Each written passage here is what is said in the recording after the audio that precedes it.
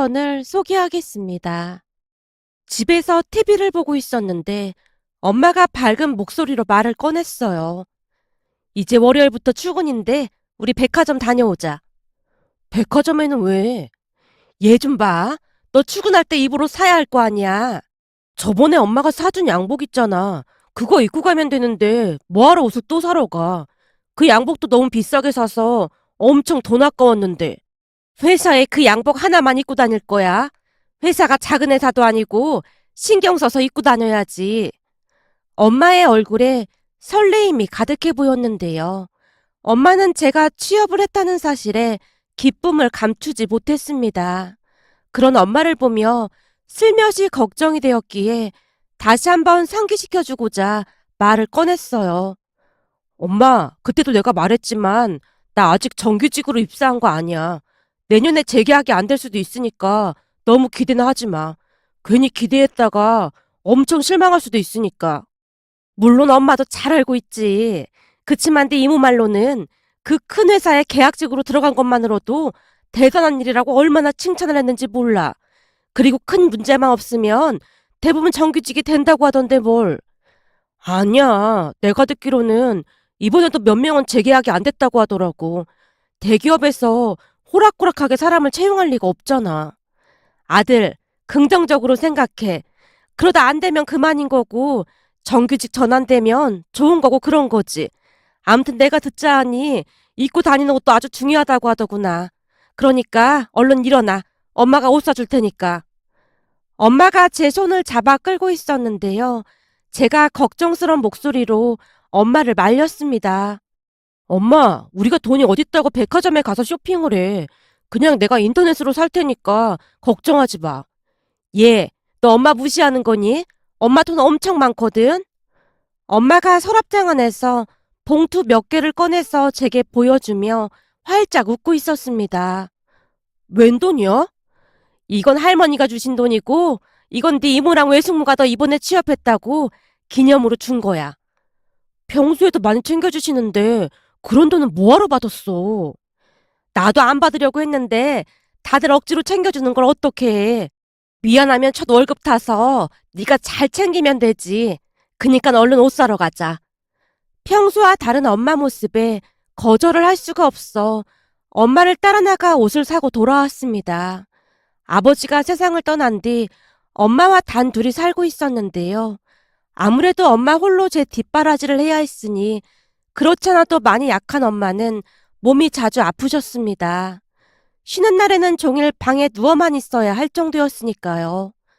집안 형편이 어렵다는 것을 오래전부터 잘 알고 있었던지라 저는 장학금과 학자금 대출까지 받아가면서 대학을 졸업했습니다.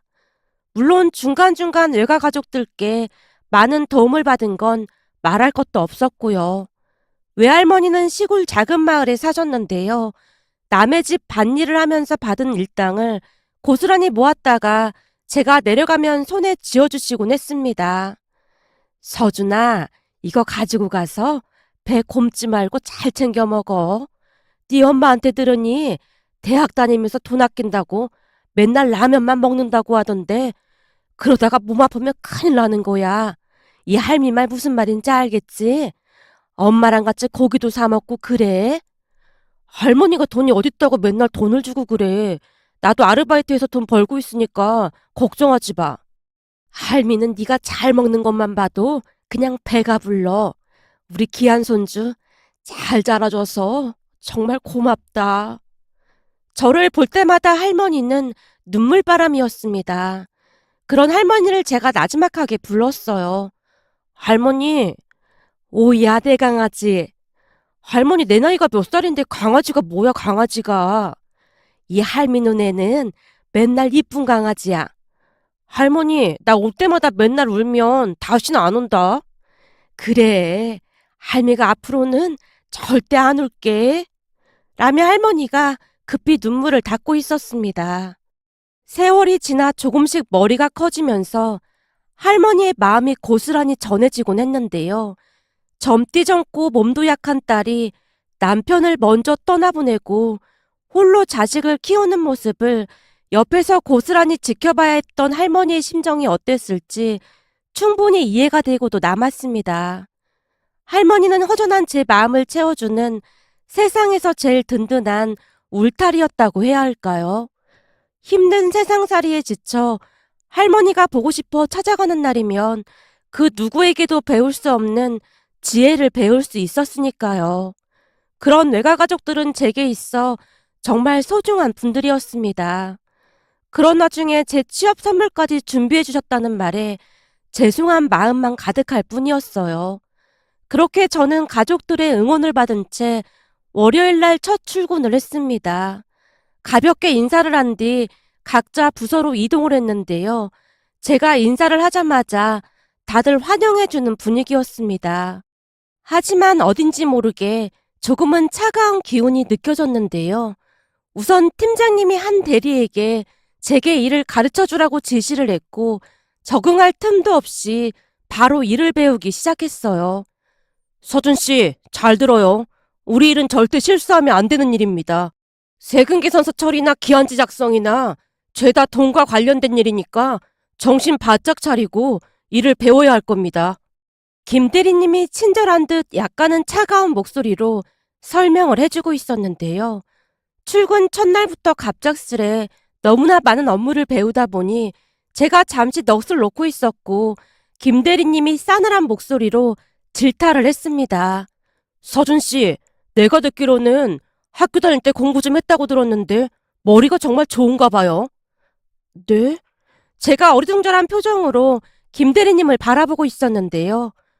내가 지금껏 신입사원 일을 엄청 많이 가르쳤는데 메모 안 하고 바로 다 암기하는 직원은 처음이라서요. 그제서야 제가 급히 노트와 볼펜을 꺼내서 열심히 받아 적기 시작했는데요. 첫 출근이라 너무나 긴장을 했던 나머지 잠시 정신줄을 놓고 있었거든요. 김 대리님은 절대 반말을 하지 않았고 매우 친절해 보이는 그런 사람이었지만 왠지 모르게 카리스마가 있는 사람이었다고 해야 할까요? 반면에 조금은 얄미워 보이는 그런 사람이었습니다. 아, 네, 죄송합니다. 한마디만 더 충고하자면 회사에서 죄송합니다를 안 바라는 사람도 딱히 좋은 인상을 주지는 못한답니다. 죄송합니다라고 말하기 전에 죄송할 만한 일을 만들면 안 되겠죠. 아, 제가 다시 사과를 하려다가 입을 다물어버리고 말았는데요. 사수인 김 대리님이 보통 사람이 아님을 첫날부터 알 수 있었습니다. 그 뒤에도 김 대리님은 점심시간을 빼놓고 제게 종일 일을 가르쳐줬습니다. 첫날부터 그렇게 일을 배우는 게 맞는 건가 싶을 정도였으니까요. 그날 집에 돌아왔는데 녹초가 된 채 그대로 잠이 들었을 정도였어요. 문제는 다음날 출근을 했더니 김 대리님이 먼저 회사에 나와 있었어요. 서준 씨, 나는 신입사원 때 선배들보다 먼저 출근해서 정리도 해놓고 어제 배웠던 일도 다시 공부하고 그랬는데 참 그렇네요. 나 때는 신입사원이 선배보다 늦게 출근하는 건 상상도 못했습니다. 김 대리님 입에서 나 때라는 말을 듣던 순간 이게 그 말로만 듣던 꼰대라는 사람이구나라는 생각과 함께 앞으로 회사 일이 참 힘들어지겠구나 싶은 생각이 머릿속을 가득 메우고 있었는데요. 제가 정신을 차릴 틈도 없이 김 대리님이 다시 말을 꺼냈어요. 자, 그럼 오늘은 어제 배운 걸 얼마나 알고 있는지 테스트 좀 해봐야겠네요. 지금부터 잠시 정리하고 있어봐요. 네? 테스트요? 당연하죠. 어제 알려준 거 제대로 숙지했는지 확인을 해봐야죠. 김 대리님의 말에 제 얼굴이 사색이 된 채 급히 메모한 것과 전자문서를 보면서 복습을 하기 시작했는데요. 그 순간 김 대리님의 얼굴은 씹은 듯한 그런 표정이었습니다. 그렇게 잠시 뒤 시험 아닌 시험을 봤는데요. 어찌나 쩔쩔매며 대답을 했던지 이마에 식은땀이 흐를 정도였습니다. 그 모습을 보며 옆자리에 앉아있던 수연 대리님이 한마디를 했어요. 뭐야, 왜 이렇게 대답을 못하는 거야? 서준 씨, 우리 일이 얼마나 중요한지 얘기 못 들었어요? 어제 보니 김 대리가 잘 알려주는 것 같던데 모르는 게 너무 많네. 부서 사람들이 제게 잘해주는 듯 했지만 어딘지 모르게 찬바람이 쌩쌩 부는 그런 느낌이었습니다. 결국 저는 하루하루 힘든 시간을 보내야만 했어요. 그에 비해 다른 동기들은 선배들과 커피도 마시고 편하게 일을 하는 모습에 시간이 지나면서 조금씩 불만이 쌓여갈 수밖에 없었습니다. 어느 날은 점심 식사 후 휴게실에서 홀로 커피를 마시고 있었는데요. 제 입사 동기와 그 팀 선배가 제 옆에 자리를 잡고 앉았어요. 서준아, 네가 웬일이야? 오늘은 커피를 다 마시고 있네.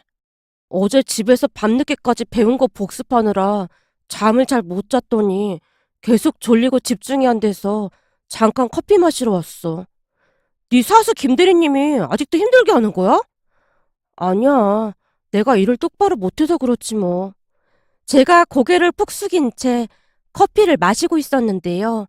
제 동기 옆에 앉아있던 그 팀 선배가 조용히 입을 열었어요. 참 이상하네.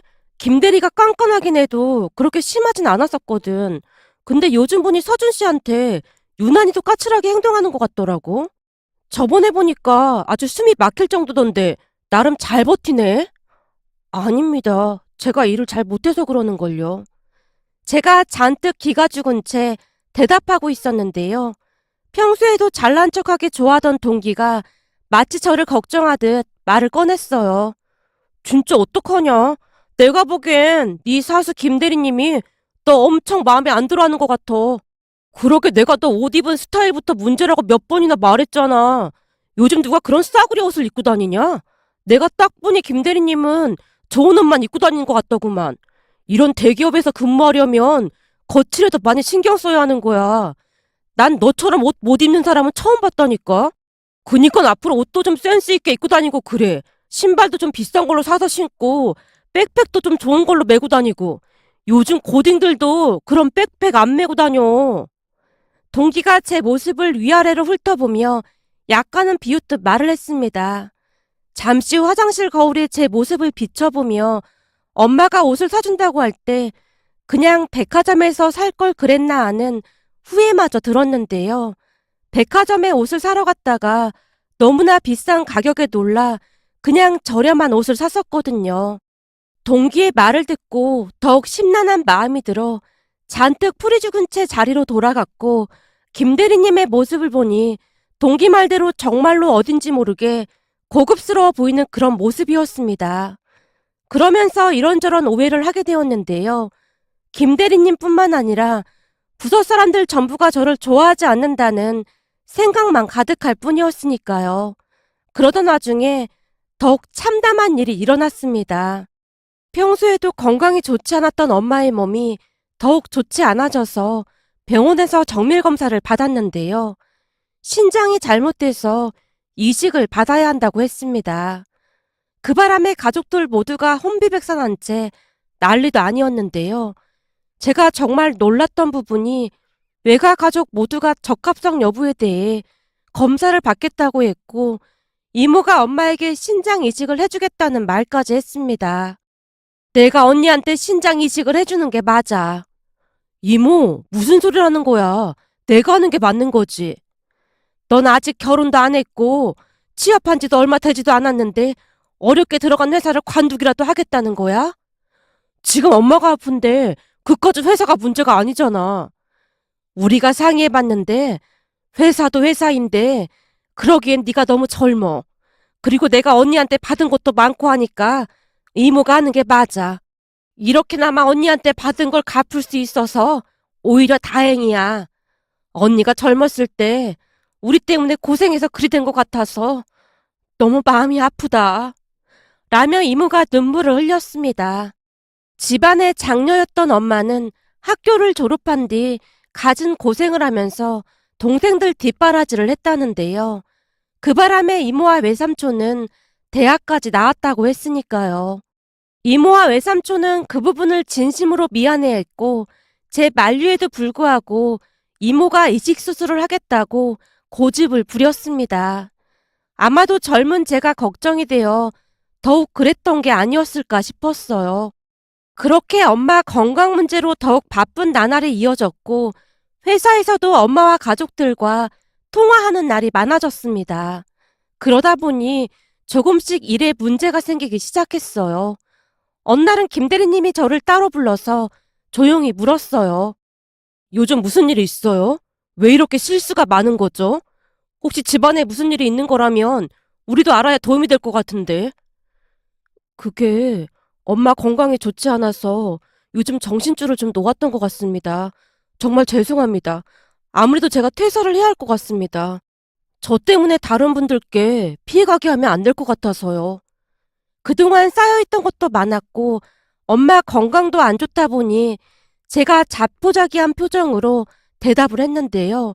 순간 김 대리님이 잔뜩 일그러진 얼굴로 저를 나무랐습니다. 서준 씨는 회사 일이 그렇게 우스워 보이나요? 어떻게 퇴사라는 말을 그렇게 쉽게 할 수가 있는 거죠? 사실 이대로라면 정규직 전환될 확률도 매우 낮은 것 같은데 빨리 다른 곳 알아보는 게 나을 것 같아서요. 정규직 발표 날이면 아직 멀었는데 그게 무슨 소리예요? 아무래도 제가 일도 제대로 못하고 그러니까 저는 안 될 것 같아서요. 서준 씨 정말 실망입니다. 그래도 똑똑하고 성실해 보여서 마음에 들었었는데 이제 보니 아주 무책임한 사람이었군요. 김 대리님의 입에서 마음에 들었었는데 라는 말을 듣던 순간 헛웃음마저 새어나왔는데요. 마음에 들었다는 사람이 그토록 혹독하게 일을 시킨 건가 싶은 생각만 가득했으니까요. 제가 약간은 기가 막힌 표정으로 서 있자 김 대리님이 다시 입을 열었어요. 지금 서준 씨가 말한 건 못 들은 걸로 할 테니까 쓸데없는 소리 하지 말고 일이나 열심히 해요. 참 그리고 조금 있으면 회사 체육대회에 있는 건 알고 있죠? 내가 미리 말해두는데 우리 부서는 뭐든지 1등을 해야 하는 그런 부서입니다. 그니까 미리미리 운동 좀 하고 그래요. 나중에 민폐 끼치지 말고. 김 대리님이 냉소 가득한 목소리로 말을 하고는 자리를 떴는데요. 감정이 전혀 없는 소시오패스가 아닌가 하는 생각마저 들었습니다. 그런데 더 기가 막힌 일은 체육대회가 잡힌 뒤로 부서 회식이 많아지기 시작했어요. 퇴근을 앞둔 어느 날 팀장님이 모두에게 말을 했거든요. 우리 부서가 이번 체육대회는 무조건 1등을 해야 하니까 오늘부터 몸보신 좀 제대로 하자고. 내 말 무슨 말인지 알지? 내가 삼계탕집 예약해놨으니까 다들 먹고 가라고. 팀장님, 이번 달 부서 예산 없는데요? 수연 대리가 급히 말을 꺼냈는데요. 걱정하지 마. 오늘은 내가 사는 거니까. 정말요? 그럼 당연히 가야죠. 자, 다들 같이 가죠. 직원들이 다들 옷을 챙겨 입기 시작했습니다. 하지만 저는 병원에 가야 한다는 생각뿐이었기에 눈치를 보며 조심스레 말을 꺼냈어요. 저는 그냥 가봐야 할 것 같습니다. 나 때는 말이야. 상사가 가자고 하면 세상이 두 쪽 나도 군말 없이 갔었는데 요즘 신입사원들은 폐기인 건가? 아님 눈치가 없는 건지 모르겠네.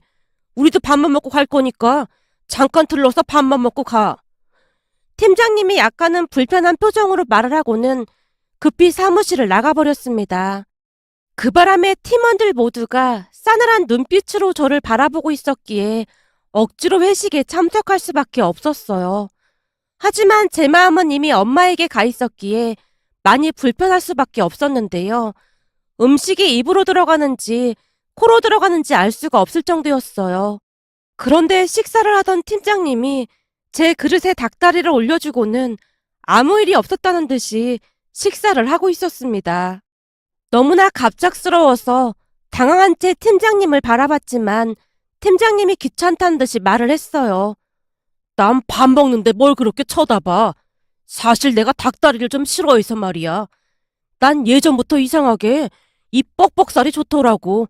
건강에도 좋고 말이야. 제 그릇에 닭다리를 올려주는 모습에 혹시나 하고 기대를 했던 제 마음은 산산조각이 나고 말았는데요. 어쩌면 그렇게 말을 기분 나쁘게 하는 것인지 그것도 기술이라는 생각만 들었으니까요. 잠시 뒤 식사를 끝내고 집으로 돌아가면서 속으로 팀장님뿐만 아니라 팀원들 뒷담화를 얼마나 많이 했는지 모르겠습니다. 문제는 그 뒤에도 회식이라고 하면서 장어도 먹으러 다녔고 보양 음식을 참 많이도 먹으러 다녔어요. 물론 저는 억지로 끌려가다시피 가서 음식을 먹고 왔고요. 그렇게 엄마와 이모는 신장 이식 수술을 위해 많은 노력을 했습니다. 특히나 이모는 몸에 안 좋은 것들은 입에도 대지 않은 채 의사가 하라는 대로 하느라 여념이 없어 보였어요. 이모뿐만 아니라 이모부와 이종 사촌들에게도 너무나 미안한 마음뿐이었지만 그 와중에도 이모 가족들은 제가 죄책감이라도 가질까 싶어 많이 신경 쓰는 듯한 그런 분위기였습니다. 거기다 수술비 걱정을 안 할 수가 없었기에 대출을 알아보기 시작했어요. 수술비마저 가족들에게 기댈 수만은 없는 노릇이었으니까요. 그러던 와중에 체육대회 날짜가 다가왔는데요. 정말이지 저는 체육대회에 참가하고 싶지 않았지만 팀장님뿐만 아니라 팀 전체가 어찌나 난리던지 눈치가 보일 수밖에 없었습니다. 출근만 하면 김 대리님이 제게 물었거든요. 서준 씨, 요즘 운동 좀 하고 있는 거 맞지? 이따가 연습 좀 할 테니까 그런 줄 알고 있어. 무슨 일 있어도 우리가 1등 해야 하니까 명심해. 난 어제도 운동을 2시간 넘게 했거든. 김 대리님뿐만 아니라 수연 대리님도 하루에 몇 시간씩 운동을 했다느니 하면서 큰 소리로 떠들어대기도 했습니다. 평소 운동에 운자도 싫어하던 팀장님마저도 연습에 집중하고 있었으니까요. 그 모습을 보며 참 기이하다는 생각마저 들었는데요. 이식 수술 날짜를 받아놓은 엄마를 두고 체육대회에 나간다는 것 자체가 참 기가 막힐 뿐이었거든요. 하지만 제가 대기업에 다닌다는 것을 너무나 좋아하는 엄마를 실망시킬 수는 없는 노릇이었기에 최대한 눈밖에 나지 않으려고 노력하고 또 노력했습니다. 그렇게 체육대회 날이 되었는데요. 팀원들 전체 눈빛이 얼마나 비장하던지 상대팀 직원들이 우리 귀에 눌릴 정도였습니다. 이건 그냥 죽자 살자 달려드는 그런 느낌이었다고 해야 할까요?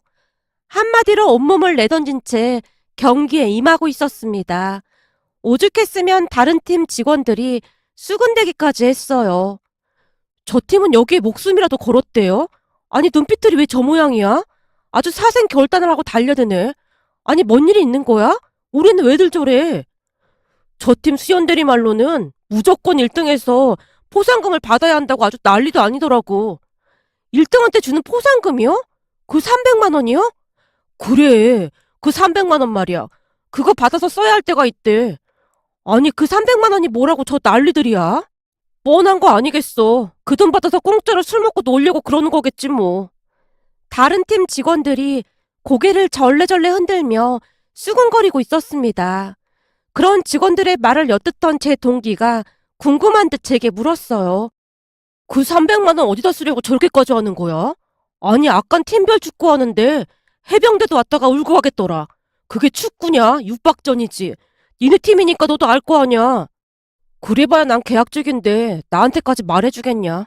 근데 쓸 곳이라고는 하나밖에 없긴 해. 뭔데? 또 회식이나 하려고 하겠지 뭐. 우리 팀 먹는 거 되게 좋아하거든. 근데 또 술은 한 모금도 안 마시는 참 이상한 팀이야. 저도 모르게 툭 하고 한마디를 내뱉다가는 팀원들이 있는 곳으로 이동을 했는데요. 동기가 황당하다는 듯이 바라보고 있는 게 느껴졌습니다. 결국에는 사내 체육대회에서 사상 처음으로 우리 부서가 우승을 하게 되었고 포상금도 받았는데요. 모든 종목을 악바리같이 달려드는 우리 팀 직원들에게 다들 고개를 절레절레 흔들며 피하기 일쑤였거든요. 그렇게 체육대회가 끝이 났고 집에 가려고 짐을 챙기고 있었는데요. 김 대리님이 아주 밝은 표정으로 제 앞으로 다가와서는 한박 웃음을 지으며 말을 꺼냈어요. 서준 씨, 이거 받아. 이게 뭐예요?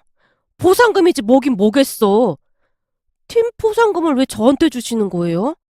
뭐든 포상금 받으면 막내한테 주는 게 우리 팀 전통이야. 전 그러면 나중에 막내가 밥 한 끼 사던지. 그게 무슨 말씀이세요? 전통이라니요. 그런 전통이 있어. 이 돈은 막내 거니까 필요한댔어. 진짜로 저 주시는 거예요? 라며 제가 얼떨결에 봉투를 받아들었습니다. 봉투를 건네자마자 김 대리님이 급히 갈 길을 가버렸고 집에 돌아가서 돈 봉투 안을 확인해 봤는데요. 돈 봉투 안에는 300만 원이 아닌 500만 원이 들어있었습니다. 놀란 제가 급히 김 대리님에게 전화를 걸었어요. 대리님, 돈이 잘못된 것 같습니다. 제가 알기로는 우승 포상금이 300만 원으로 알고 있는데 500만 원이 들어있습니다. 그 돈 맞아. 네? 맞다니요. 포상금은 300만 원이었잖아요. 사상 처음으로 우리 부서가 우승했잖아. 그 기념으로 팀원끼리 좀 더 걷어서 막내한테 돈을 더 얹어주기로 했어. 서준 씨는 말이야, 완전 운 좋은 줄 알아. 그럼 나 바쁘니까 이만 전화 끊을게. 라며 김 대리님이 전화를 끊었습니다. 김 대리님이 어찌나 자연스럽게 말을 하던지 저는 정말 그런 전통이 있는 줄로만 알고 있었는데요. 며칠 후 다른 팀 직원에게 물어봤더니 금시초문이라는 말만을 할 뿐이었어요. 그런 전통이 어딨어. 그리고 서준 씨네 팀 평소 체육대회 그런 거 꼴등을 도맡아 한 팀인데 그런 전통이 생길 기회나 있었겠어? 참 무슨 일이래? 난 체육대회 하다가 상대방 눈빛 보고 무서워서 물러선 건 처음이었다니까. 그냥 팀원 전체가 눈이 이글이글 불타오르고 있더라니까. 근데 그 포상금은 어디다 쓰려고 그렇게 안달이 났던 거야? 다른 팀 선배가 오히려 제게 물었을 정도였어요. 그 선배 말을 듣고 가만히 생각해보니 뭔가가 이상하다는 생각이 들어서 김 대리님을 따로 불러서 물었습니다. 대리님, 죄송한데 제가 여기저기 물어봤더니 막내한테 포상금을 주는 그런 전통 같은 건 없다고 하던데 왜 저한테 주신 거예요? 어? 누가 말해준 거야? 라며 놀라서 묻던 김 대리님이 제게 충격적인 이야기를 해줬는데요. 김 대리님 말에 의하면 그렇게 많은 회식을 했던 이유가 저 때문이었다고 합니다. 그러니까 제가 엄마 수술 걱정으로 식사도 잘 못하는 것 같아 보여서 조금이라도 건강을 챙겨주려고 억지로 회식 자리를 만들어서 밥만 먹여서 들여보냈던 거라고 했어요. 거기다 더 기가 막혔던 것은 사내 체육대회 우승 포상금을 꼭 받아야만 했던 이유도 제가 엄마 수술비 때문에 힘들어한다는 것을 어떻게 알았던 것인지 최대한 티를 내지 않고 도와주기 위해서 그랬던 거라고 했습니다. 너무나 놀라서 입이 다물어지지 않을 정도였는데요. 김 대리님이 달래듯 다시 말을 꺼냈어요. 사실 그동안 서준 씨한테 조금 혹독하게 일을 가르쳐 준 것도 내년에 정규직 심사에서 통과하게 하기 위해서였어. 아무래도 업무 관련 지식이 가장 큰 부분을 차지하기 마련이니까. 그리고 내년에는 경쟁이 엄청 치열하더라고. 서준 씨도 알다시피 동기들은 해외 유학도 다녀오고 스펙이 어마어마하잖아. 그러니까 서준 씨는 업무 능력으로 승부를 보는 수밖에 없을 것 같아서 말이야. 그래서 저한테 계속 물어보시고 피드백 받고 그러신 거예요? 맞아. 나 때문에 그동안 많이 힘들었지? 근데 이제는 서준 씨 프레젠테이션 능력이나 보고서 만드는 거 보면 다른 동기들보다 훨씬 뛰어난 거 모르지. 그동안 고생 많았어. 이대로 조금만 더 열심히 하면 다음 정규직 심사 분명히 서준 씨가 통과할 수 있을 거야. 참, 그리고 이건 비밀인데 우리 팀장님 말이야. 닭다리 엄청 좋아하셔.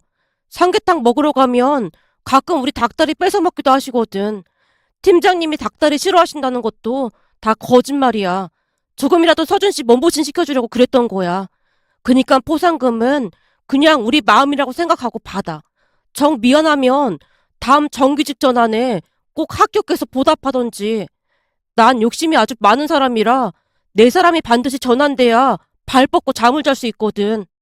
김 대리님 입에서 내 사람이란 말을 듣자마자 그동안 쌓였던 서운한 감정들이 눈 녹듯 녹아내렸고 동료들의 따뜻한 마음에 가슴이 뭉클해졌답니다.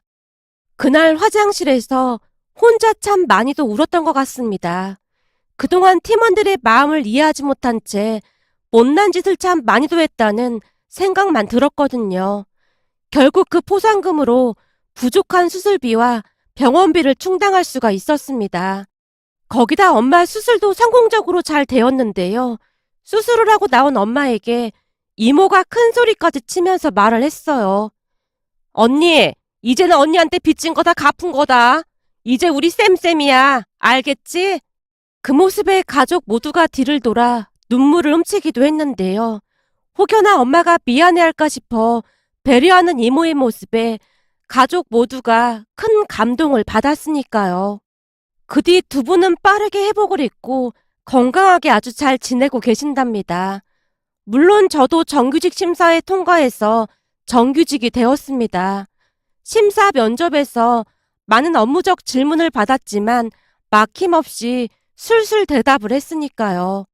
제 모습에 동기들도 다들 놀란 기색이 역력했는데요. 워낙 스파르타로 교육을 받다 보니 정규직 몇 년 차 정도의 지식을 알고 있는 거나 마찬가지라고 했으니까요. 결국 스펙만 믿고 설렁설렁 일을 하던 다른 동기들과 제 겉모습에 대해 막말을 하던 동기도 전환이 되지 못한 채 다른 일자리를 구하느라 여념이 없다고 했습니다. 그 모습을 보며 김 대리님뿐만 아니라 부서 직원들에게 그저 감사한 마음뿐이었습니다. 거기다 정규직 전환이 되고 얼마 뒤 가족들이 팀원 전체를 초대해서 식사 대접을 하기도 했습니다. 음식은 외할머니 그리고 외숙모 외삼촌이 준비해 주셨는데요. 정성스러운 음식을 보며 팀원들이 정말 많이 좋아했답니다. 특히나 팀장님은 닭볶음탕에 들어있던 닭다리를 몇 개나 드셨는지 모르겠습니다. 우리 할머니께서 팀장님 옆에 앉아서 계속해서 닭다리를 주셨거든요. 그렇게 저는 대리로 진급도 하고 우리 팀장님도 회사 핵심 부서인 경영기획실 이사로 진급해서 가게 되었습니다. 물론 김 대리님도 과장으로 승진해서 회사에서 인정받으며 승승장구하고 있답니다. 며칠 전 오랜만에 김 과장님과 삼계탕을 먹다 보니 예전 일이 떠올라 이렇게 글 남겨봅니다. 오늘의 사연은 여기까지였습니다. 즐겁게 보셨다면 구독, 좋아요 부탁드립니다. 고맙습니다.